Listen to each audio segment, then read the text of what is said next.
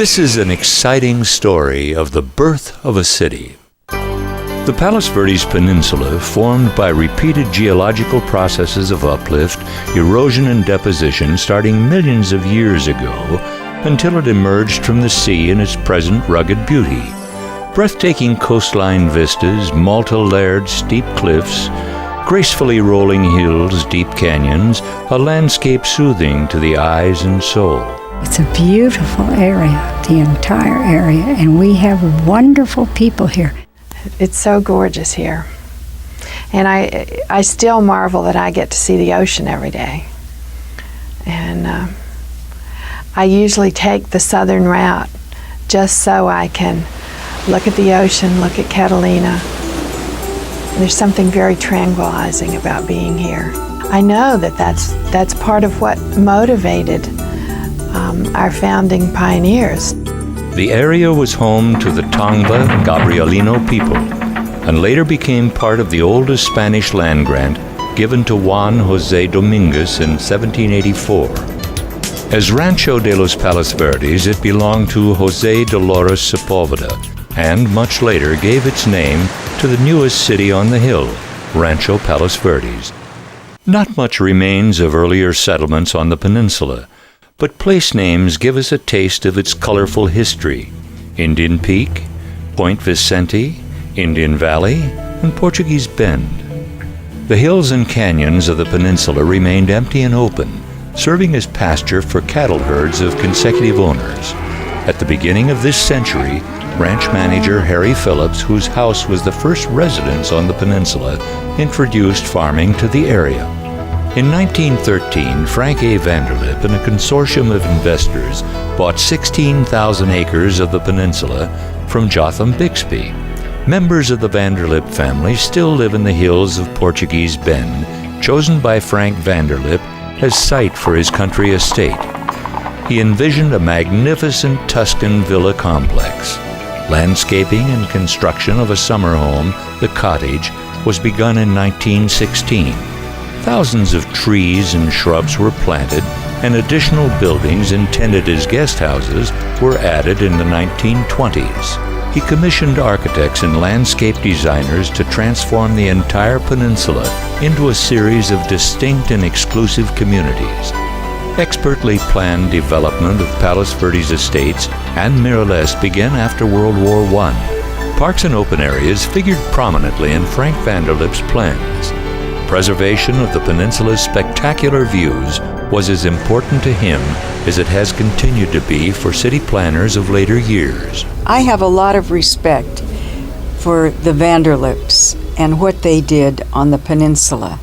They brought quality here. It would have been wonderful if they could have continued and been the developers, because they had very high standards and lovely taste and ideas. The crash of 1929 and later the Portuguese Bend landslide of 1956 put an end to his vision.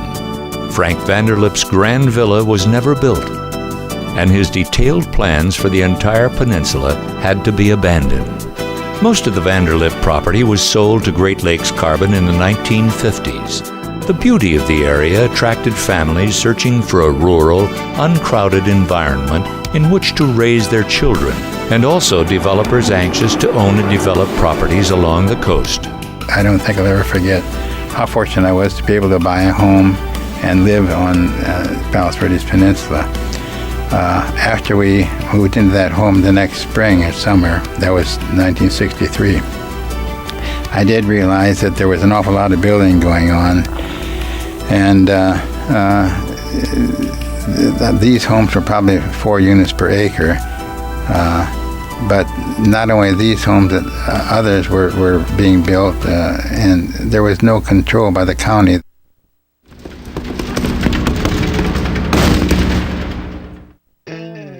Palos Verdes Estates had become a city in 1939. Rolling Hills and Rolling Hills Estates incorporated in 1957. The unincorporated area of the peninsula, larger in size than the 3 cities combined, was administered by the County of Los Angeles through the Board of Supervisors. A zoning plan for the unincorporated area did exist, but land use issues were determined on a case-by-case basis, invariably in favor of large landowners. By reducing lot size and allowing multiple residences instead of single-family units. A lot of the land that had not been already developed residentially, and most of it as single-family units, was zone C1, which was a holding zone. And that was there because of the taxes. It was easier to hold them as a C1 holding zone in terms of taxes for undeveloped land than it would be any other zoning. However, the developers at that point were starting to get changes to that zoning when they want to develop it. Areas that were designed for, let's say, 2 homes per acre became 5 homes per acre. And obviously that maximizes the buck, let's say, on the part of the landowner. And we felt like fools. We also were mad. I mean, now, I don't like to be treated that way as an individual. I think that if a deal is a deal, if it works for me, it's got to work for you too. And this was sort of the source of the anger that underlay the people that got involved in this incorporation. Residents in the 13 square miles under county rule formed homeowners associations in an effort to influence the future development of their communities. Their voices, however, carried little weight. I think that those of us who lived in what we call the unincorporated area really felt like orphans on the peninsula without anyone to look out for our interests, and we were very concerned about what the county was going to do to the coastline and to our way of living. In 1966, representatives of 21 homeowners associations, PTAs, and the League of Women Voters met at Los Verdes Country Club and formed the Palos Verdes Peninsula Advisory Council. Its mission was to achieve local zoning control in order to preserve the rural residential character of the peninsula. Frances Ruth chaired the first meeting and became president of the new organization, which eventually represented 54 homeowners associations in the unincorporated area. I began to contact the other homeowners associations at that time and see if they would be interested in joining a group to give us more representation before the county supervisor. Later presidents of the Palos Verdes Peninsula Advisory Council were Daniel Derbies, Gordon Curtis, Thomas McMartin, and Gunther Burke. I got involved in our little Rocking Horse Homeowners Association and became the president of that. And as the president of the Rocking Horse Homeowners Association, I became the delegate to the Palos Verdes Peninsula Advisory Council, where all the other homeowners presidents also were members. And the next year I found myself being the president and leader of that group, and that was the body that actually officially spearheaded the incorporation of the city. The League of Women Voters had started to study land use issues on the peninsula in the early 1960s. Based on research by Dina Friedson and co-authored by Janet Kelbley, the League published The Time Is Now in 1967. Well, I think what The Time Is Now did is show people what exactly could happen along the coast. There were constant zoning change requests and conditional use permit requests that, when approved, would allow something like 43 units to the acre with no height limit, and a compromise situation might be considered to be 25 units an acre with 6 stories. Units would be bumper to bumper all along the coastline. People wouldn't be able to see the ocean, or, and the roads would be jammed. There would be a huge impact on the schools. Things like The Time Is Now brought this to everyone's attention. The booklet outlined the history of zoning changes approved by the county over the objection of local residents, and always in favor of higher density development. Board of Supervisors is a very powerful organization, and they were the kings of their fiefdoms, and they felt by being elected to this important position, they had all the wisdom that they needed, and they didn't need homeowners to come and tell them what to do. My involvement started in a serious way in 1968 when I first became mayor of the city of Palos Verdes Estates. And for the next 5 years then, I've worked with the people in the unincorporated area to try to bring land use planning to the local level. I spent many hours, many days going down with the people from the unincorporated area, down before the Board of Supervisors, protesting some of the spot zoning that they were doing to foul up what we considered to be a beautiful shoreline. We were before Supervisor Burton Chase at the time, and his comment to us was, you are 95% of my problem and 5% of my constituency. Why don't you just go away? That was my first introduction to true politics. Persistent opposition to county plans for development on the peninsula induced Supervisor Burton Chase to appoint a Peninsula Planning Committee. It was to assist the county in developing a general plan. The County Planning Commission set up a committee to develop a plan for the unincorporated area, and this was in response to questions, proposals that the League of Women Voters, as well as the Peninsula Advisory Council, the group of homeowners presidents, had been after them because they were making piecemeal zone changes, and they felt that there should be some plan so that we wouldn't have to be going down there and fighting them all the time.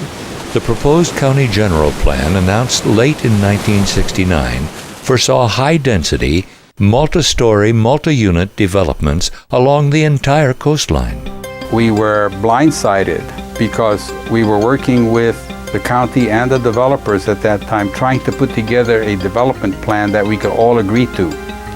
We thought we were working towards something that was agreeable to everybody. The county plan came out, and it was for high density on the coast, and the undeveloped land on the coast. We would have had 50,000 people, and I don't think we have 50,000 people in the whole city today. But this would have been on the coast, and we would have had bumper-to-bumper traffic on Hawthorne, and so we went to work fighting the plan. I think it was Fred Hess who said, it will be like Hong Kong. It's close together, and tall apartment buildings would be probably what the Board of Supervisors felt was the highest and best use. The bulk of the plan in the BVAS report was to change essentially most of it, especially along the coastline, to R4, which would have been 73 units to the acre. And the residents were ready for a fight. They were tired of being ignored downtown.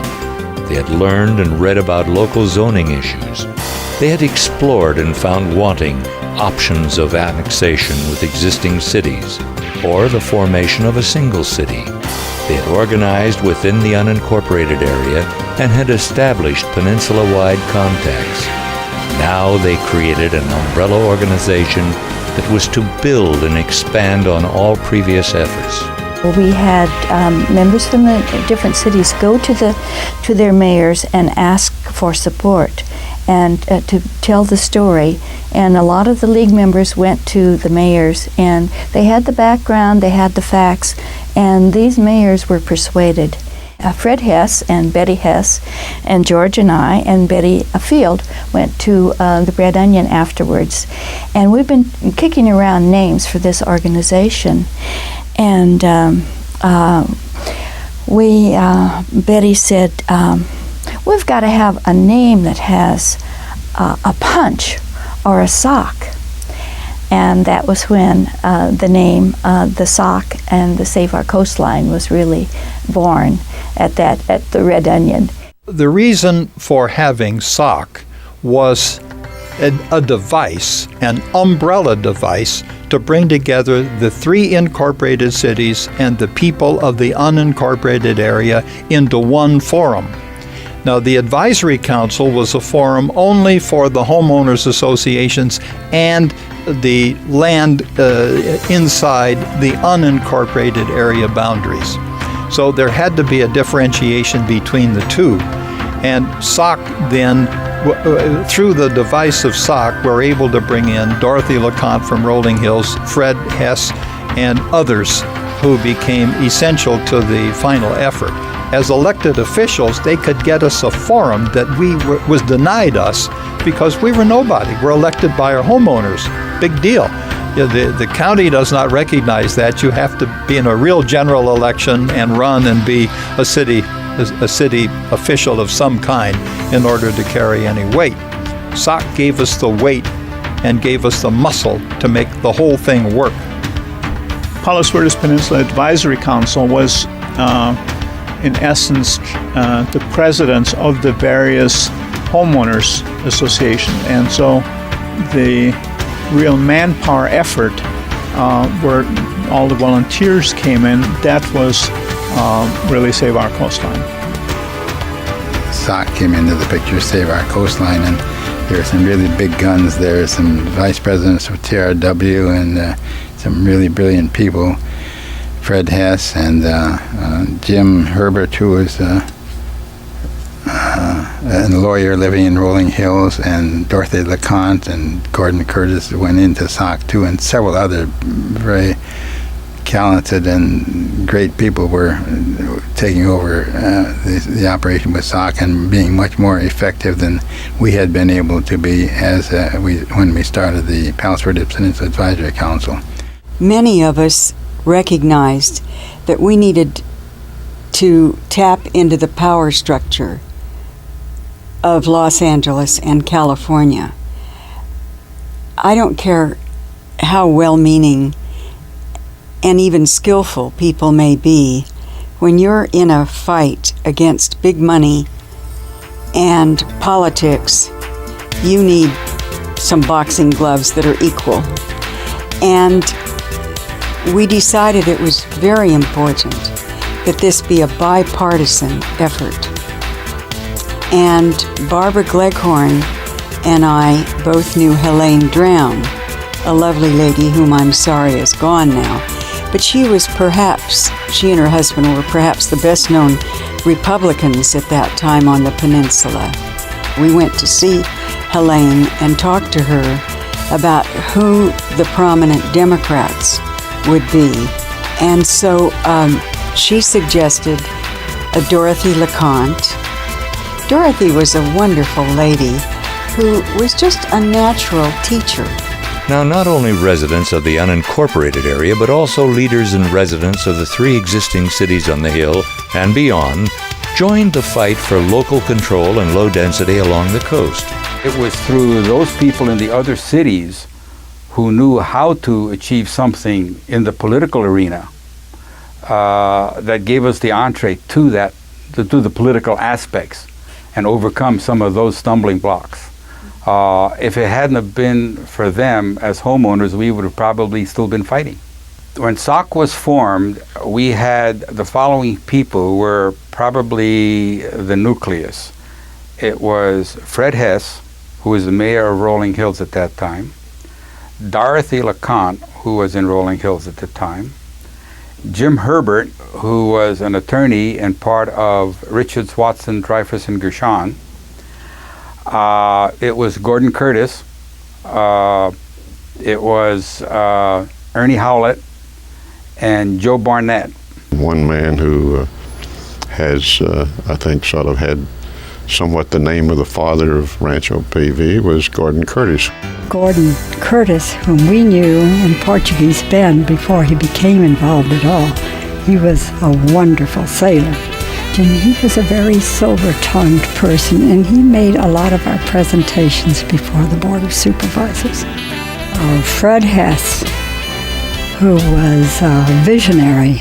I once heard him speak to the Chamber of Commerce earlier about how wonderful it would be if the whole peninsula would be one city. So I knew he was talented, not only visionary, but he could get things done. Fred Hess was a very remarkable person. Now, you realize that I am speaking as a totally unbiased person who fell in love with this man when he was 14 and I was the same. And I still, to this day, feel that he was one of God's gifts to the world. And the third one in that group was Dorothy LeConte, who was a tireless worker. And she really manned an office in Golden Cove, and we all could work through her. Dorothy literally had a full-time job here, and I think she was absolutely magnificent in running the office. Rather demanding, and she sure kept me rolling, but it was a pleasure working with her. She was so very, very bright. Save Our Coastline's successful membership drive, led by Betty Field Strauss, actively involved more than 25% of the population of the 3 established cities. But most people, as I say, worked as volunteers. If something was needed, we provided it. It was the ultimate in a grassroots effort. How do you keep the troops happy and their eye on the goal? And how do you keep them enthusiastic and in the fold? This was very difficult to do. And this is where Dorothy LeConte played such a big role as the head of it.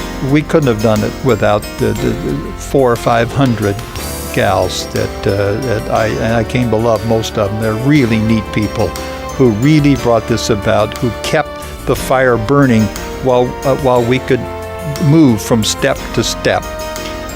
They're the ones that kept it alive. Like the Advisory Council, Save Our Coastline worked to achieve local control through the creation of a 4th city.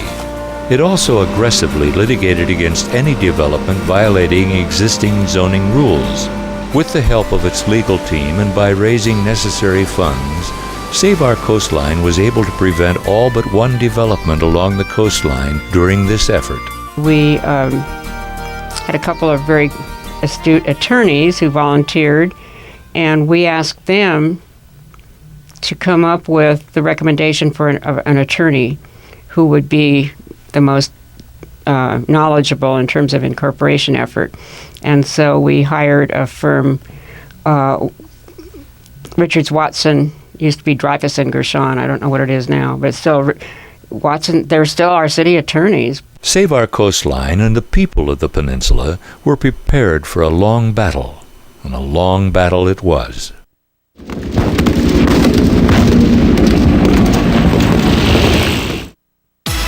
January 1970. Local opposition forces Supervisor Chase to table the new general plan for the peninsula, which was already approved by the Regional Planning Commission. February 1970. Members of the Palos Verdes Peninsula Advisory Council formally apply to the Local Agency Formation Commission for incorporation. Their request is supported by the city councils of the 3 other peninsula cities. April 1970. The Local Agency Formation Commission deems the incorporation feasible. Save Our Coastline starts the necessary petition drive for incorporation. The support of at least 25% of property owners in the unincorporated area, representing control of 25% of assessed valuation of land, is needed. Save Our Coastline's petition drive, led by Alice Savage, results in signatures of 63% of homeowners, representing 43% of assessed valuation. Opponents of the incorporation at the time are Marine Land, the largest landowners on the peninsula, Palos Verdes Properties, Filiorum Corporation, B.R. Morris Development Company, and Zuckerman Building Corporation, some residents and merchants on the east side of the unincorporated area, and the San Pedro Chamber of Commerce. September 1970. The large landowners on the peninsula file a protest against incorporation before the Board of Supervisors. California law at the time allows protesting votes representing more than 51% of assessed land value to halt incorporation. Save Our Coastline is prepared and immediately files suit in federal court, holding the protest provision of the state incorporation statute unconstitutional, since it violates the one-man, one-vote rule. The case Curtis et al. Versus the Los Angeles County Board of Supervisors is referred to California courts. August 1971. The appellate court rules against the proponents of the fourth city on the hill. Save Our Coastline continues the legal fight, bringing the case before the state Supreme Court. Our attorney, who was one of Glenn Watson's firm and lived in Rolling Hills, so he was partly Jim Herbert, he was partly a volunteer and partly we paid him. We paid him, of course, for the lawsuit. And he said to us that it was unlikely that a lower court would make that decision because it would have such an impact on state law. It was very difficult to keep the supporters for the effort committed. And after losing twice in court, they felt, oh, well, there's no chance. We felt, those of us who were working closely on it, we're still optimistic about it. September 1972. In a 7-0 vote, the California Supreme Court rules in favor of one man, one vote in incorporation matters, changing California law and clearing the way for the city of Rancho Palos Verdes. I was driving down the Harbor Freeway, and some guy on the radio news said that, oh, by the way, the city of Rancho Palos Verdes may be closer than we think. They just won in the Supreme Court of the state. And I can remember shouting out loud in the window, and I got off the freeway and I drove up to SOC headquarters, and Dorothy was in tears and so on. There was a pretty happy bunch of people around there when we heard that. Spring 1973. The local agency formation commission, having approved incorporation before, now opposes the creation of a fourth city. Save Our Coastline changes the city's boundaries, excluding a portion on the east side. May 1973. In a 3-2 vote, the Los Angeles County Board of Supervisors finally allows elections for incorporation. 3 years of legal battle for the right to establish a fourth city were over. It was now in the hands of local residents to make that city a reality. The struggle for local control had been going on for more than 7 years. How was interest and involvement of so many residents sustained over so long a time? Well, the threat of unlimited development along the coastline remained real until Election Day. This alone kept the movement alive. There had been some legislation that required a general plan, and the county had dealt with that pretty cavalierly, and it gave us the necessary ammunition to stop the developments that had been planned, and in some cases already the bulldozers had started to grade the lots. The Board of Supervisors issued an urgency ordinance that would have permitted 111 units to go in at Crest and Crenshaw on a small number of acres. Adequate public hearings hadn't been held, and they were trying to rush it through. And we noticed the discrepancy in the zoning, and Bob Bryan and Byron Blue went to an attorney named Larry Hoffman and showed him all the information, and he went to the Board of Supervisors and presented very legal reasons why they could not go ahead with what they were planning to do. And so that development fell by the wayside. The tragic death of Supervisor Burton Chase was a turning point in the city's formation. His opposition had been a formidable obstacle. I don't know if he was the bona fide bad guy, but our designated bad guy was Burton Chase, because he was the Board of Supervisor who we felt was not caring whatsoever about the quality of life and just saw the Peninsula as a place where he could foster development. And so he was the person that we were able to personify as the greedy, selfish, faraway king of England who was not going to let us do what we wanted to do in our own little colony. One of the interesting things that we utilized as a ploy to interest people was an idea that Betty Field had. She decided that since Supervisor Chase was not giving us what we wanted, was not listening to us, in fact didn't even understand what we were saying, that we should invite him to our meetings. So we did, and we put a chair there, and of course he never came. But it was a symbolic thing that he was not there for us. At that time, it was traditional that each supervisor made the decisions for his own district, and the other four voted with his decision. The leadership of Save Our Coastline realized how important it was that a candidate sympathetic to their cause replace Burton Chase.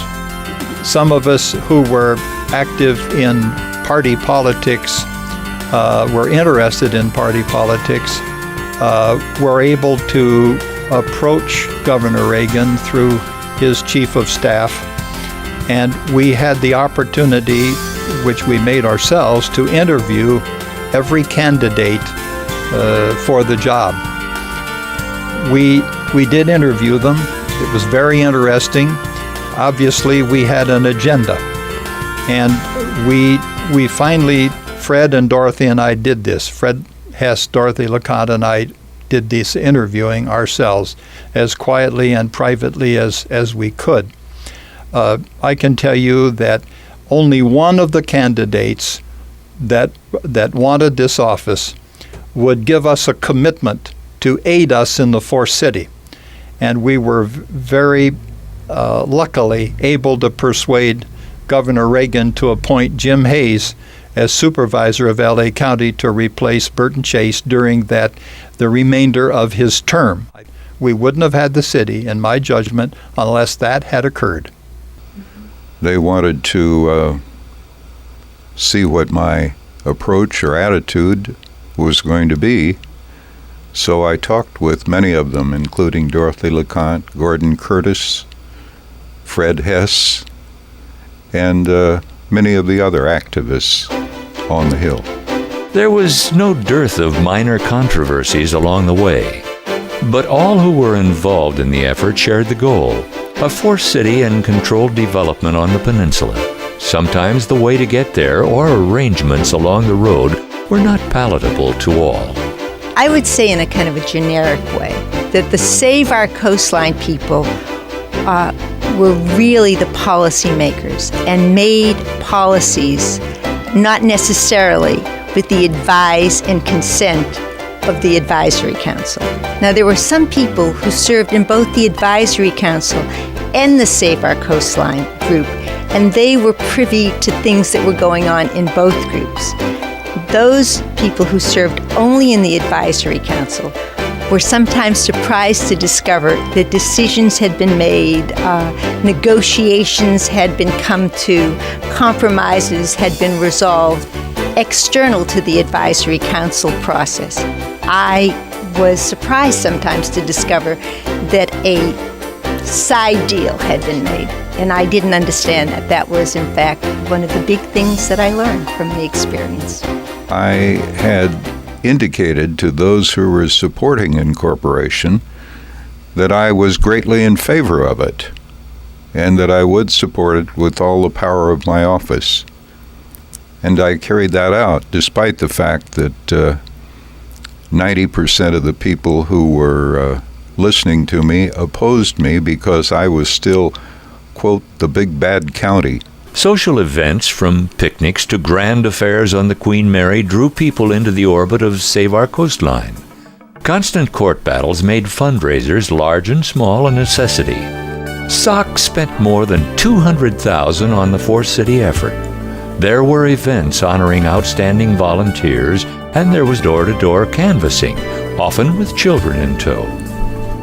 It's so easy to feel that you've made an accomplishment and then tomorrow to forget about it. But the people who led Save Our Coastline couldn't do that. They had to keep the people ready and anxious to do things all the time, which meant a lot of little things, a lot of little fundraisers, a lot of little parties that people would come to and keep their interest up.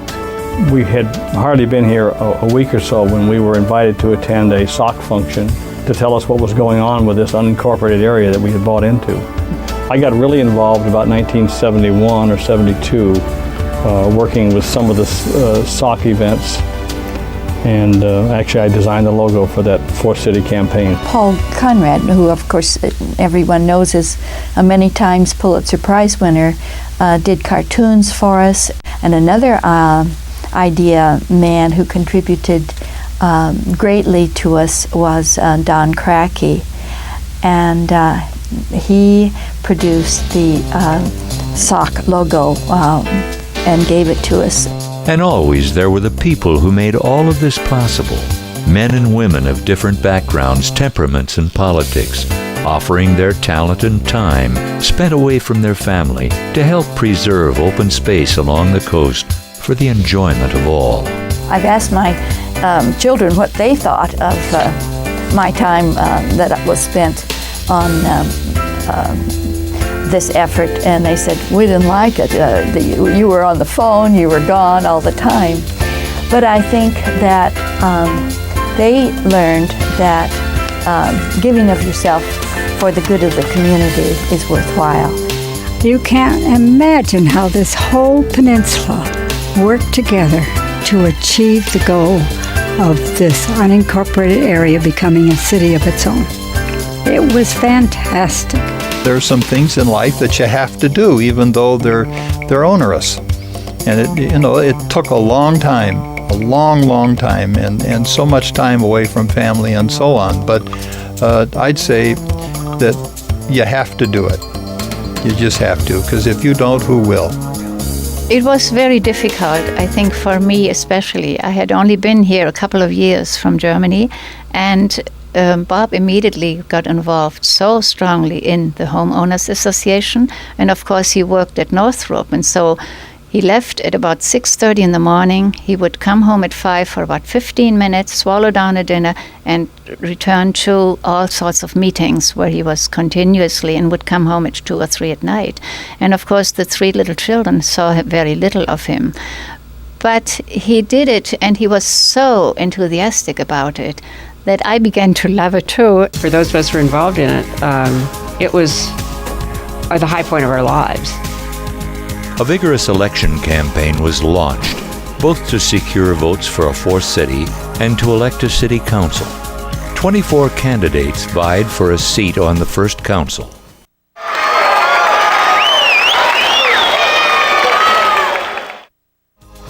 August 28, 1973. Residents vote in unprecedented numbers and overwhelmingly in favor of a fourth city, Rancho Palos Verdes. When the election took place, over 80-some-odd% actually had voted, which was, I haven't seen that before or since. Of that percentage that voted, the majority that voted for the city was so large that had the additional people that were registered voted and voted no, the city would still have had a 2/3 majority. Now that's amazing. You don't see that today. There had been obviously a group that was opposed to the incorporation. As the election showed, it was a relatively small group, but whenever the candidate forums or coffees or whatever were, the question was, well, who are the stealth candidates of the developers? And so we certainly don't want to elect those. And so the people who actually had worked on the incorporation and were part of it had a big advantage. And in essence, that's also the 5 council members, the founding council members who were elected. We were at a party at the Conrads, and then when it became apparent that I was winning, I went down to Golden Cove. And it was wonderful. I was first. It was just nice, It's sort of like, it's just something you never forget is winning night in a tough election. We had no city hall, no office space. We rented a couple of offices, adjoining offices upstairs in Golden Cove, and I think opened the door between them, so we had a couple of offices, but it was hardly an adequate city hall, but it was enough to get started with. But I guess you might say we took one step at a time. Rancho Palos Verdes was incorporated and the first city council sworn in on September 7, 1973. The first city council consisted of Marilyn Ryan, who had received the most votes, Ken Dida, Gunther Berg, Francis Ruth, and Bob Ryan. All had been presidents of their homeowners associations, and all had been active in the fight for incorporation. Ken said, I think we should choose the mayor. And I hadn't really thought about it or anything. He said that. And Bob Ryan, who'd ran fifth, said, well, I think Marilyn should be the mayor. And there's dead silence in the room. It probably was chauvinistic on my part, but I made the comment that there are four gentlemen here, four men, and it seemed to me that we ought to pick one of the men as mayor and not one of the women. Marilyn was a high vote. She got the highest votes. Cisco, Dave Ruth, spoke up and said, I really can't see a woman as mayor. So, as I sat there, and then Gunther said, can you take the pressure? And I said, well, yes, I ran expecting to be an equal member of this council, and I think people who voted for me expected me to be able to carry my weight, and, gave this little speech. And so then he said, well, then I will vote for you, and sex will never be an issue again on this council. I admitted to Marilyn later that this is one of the biggest mistakes I ever made, and I was apologized for it, and I was very sorry, but I felt that way at the time. But we did select her to be the first mayor, and she turned out to be one of the best mayors we ever had. And I was admitted my error. I couldn't have done nearly the job that she did. She was magnificent. Save Our Coastline, having achieved its goal, closed its headquarters and was dissolved in 1977. The sock office in the Golden Cove Shopping Center became the first city hall of Rancho Palos Verdes. We were down in Golden Cove, right over the cleaners, and we had one room and I think there were 3 temporary employees when I came. Suddenly, we had all the responsibility for all the services that needed to be provided in a city. I think it had 35 or 36,000 people at that time. And that's not an easy job. We all were volunteers. There was nobody paid, and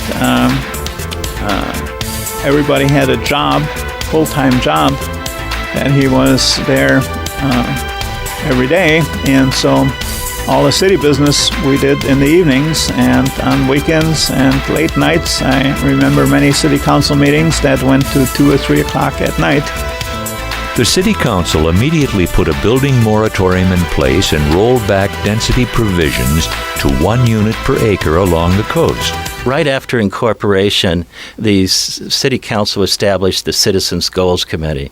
And this Goals Committee was established to develop a general plan and also the implementation mechanism, which was the zoning ordinance. The City Council appointed over 200 people. They put in charge Bill Petak as chairman, and Bill was a professor out of USC.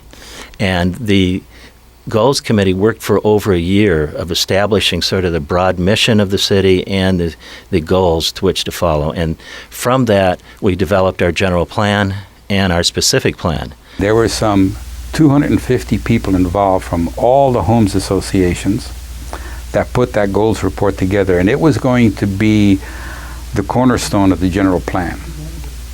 It's a fantastic document. the Planning Advisory Committee, renamed to Planning Commission in 1975, made sure environmental assessment procedures were in place and new construction was strictly controlled. Well, after the city was incorporated, the original council appointed a planning advisory committee. They wanted to be their own planning commission until the code was completed, and that occurred in December of 1975.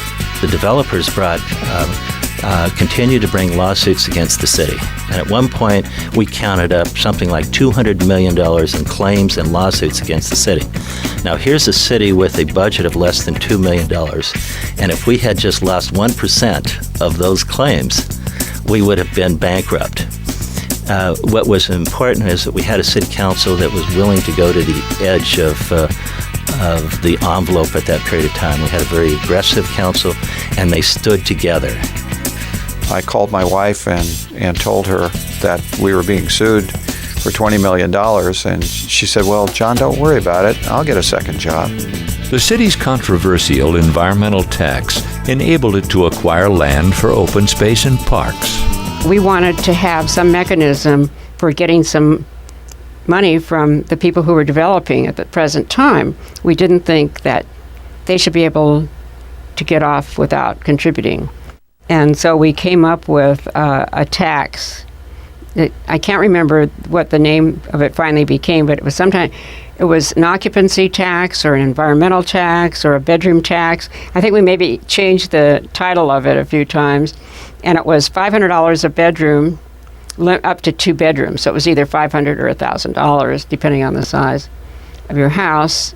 And so that was one way we got around those pads having been poured before we got the city. When the Ajax Nike site was declared surplus in early 1974, the City Council, with the expertise of retired Army Lieutenant Colonel Francis Ruth, started negotiations to acquire land and barracks for use as a civic center. The federal government decided to abandon the Nike site, and fortunately, local governments have the first option to take it over, and so we didn't hesitate very long, and were able to get this great piece of property. We were very happy to use the barracks and to improve those a little bit and make those into city offices.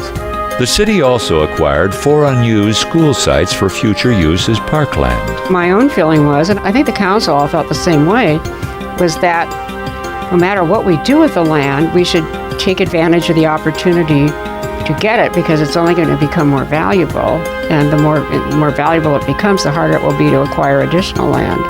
And so that was, I think, the legacy that we left to the city, I believe, was the fact that we were able to get that land in public ownership.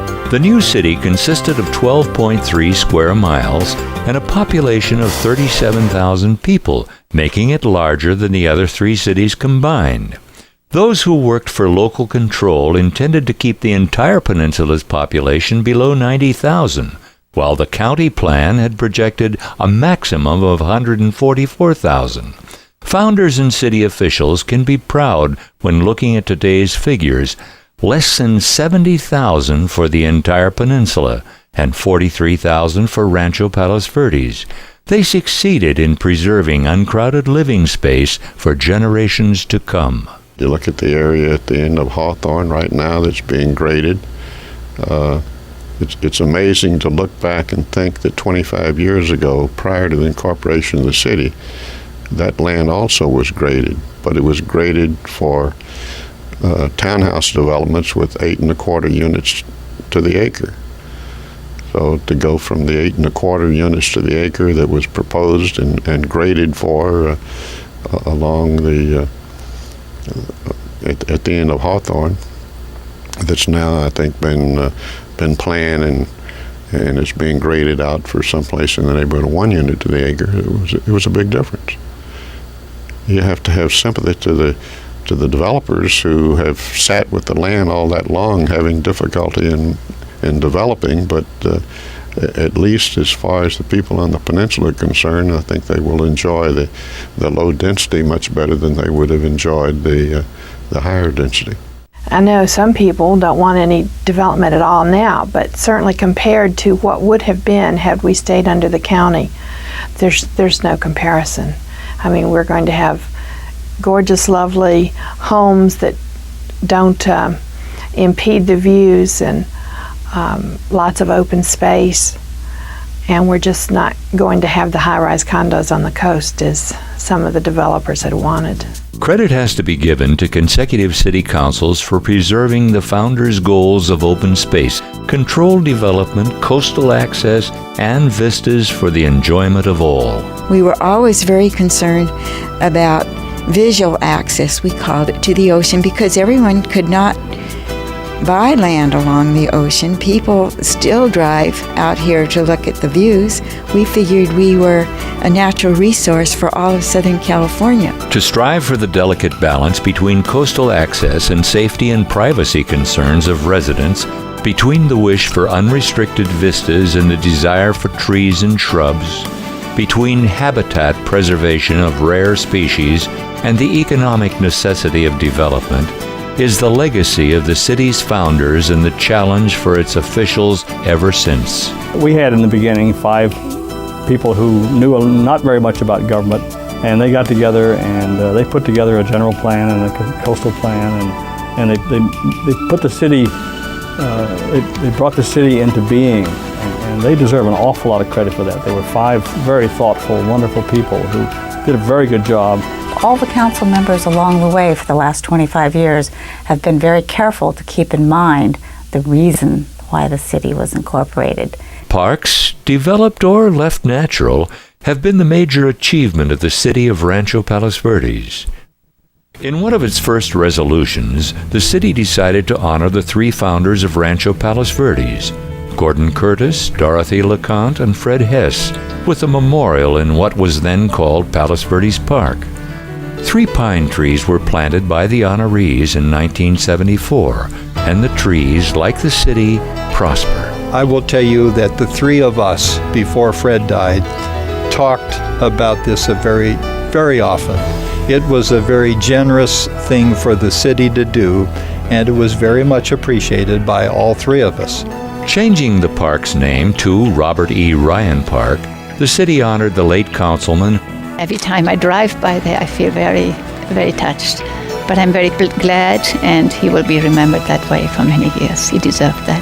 Opened in 1983, Hess Park allows a variety of exercise and recreational activities, from baseball to picnics and soccer, and provides facilities for lectures and classes, and city council meetings. Lower Hess Park will be developed as a passive park in the very near future. His family is so proud of Hess Park. And anytime I have a visitor, I'll drive hours if I have to bring them to see Hess Park. The Point Vicente Interpretive Center is perched high atop of one of the most spectacular cliffs on the Palos Verdes coastline. We do have great plans for the Interpretive Center, and it's not just a jewel for the peninsula, it's a jewel for the whole South Bay area. It's a beautiful area to watch whales from. It's a beautiful area to study the history of our coastline and of the peninsula itself.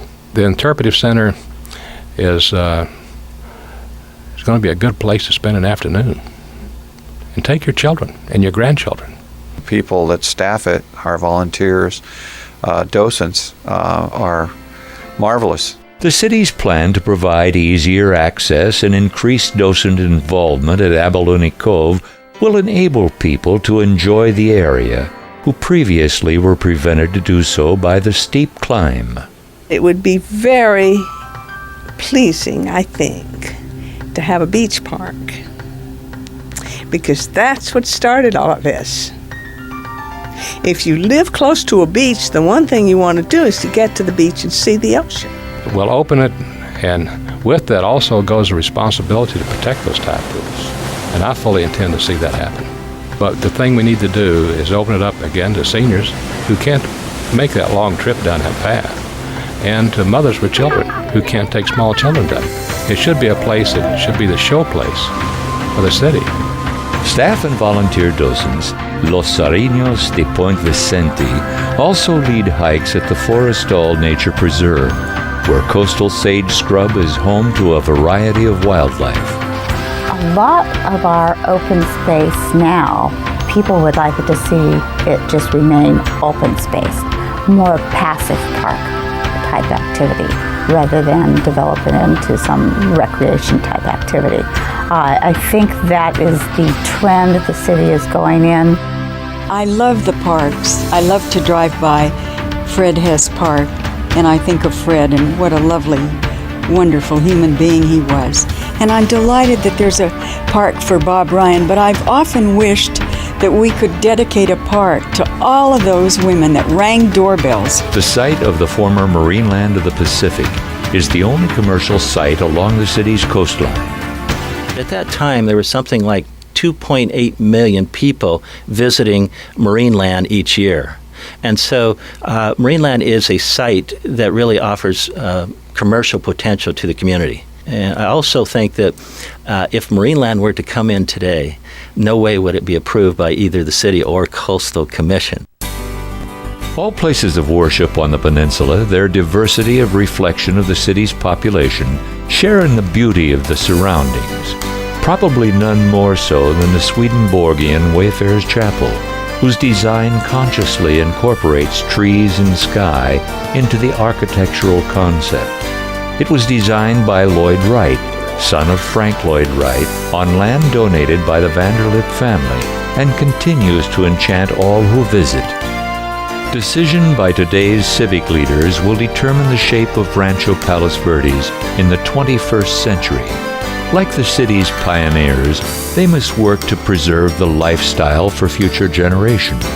The tension between demands of economic prosperity and the preservation of land, vistas, and habitat continues. Everyone was very worried about what would happen if we became incorporated and there was a bumpy road. I have come to love the bumpy road because I think the bumpy road has been one of the things that has stemmed the tide of development, and living on that side of the hill, I've actually grown more affectionate for the bumpy road.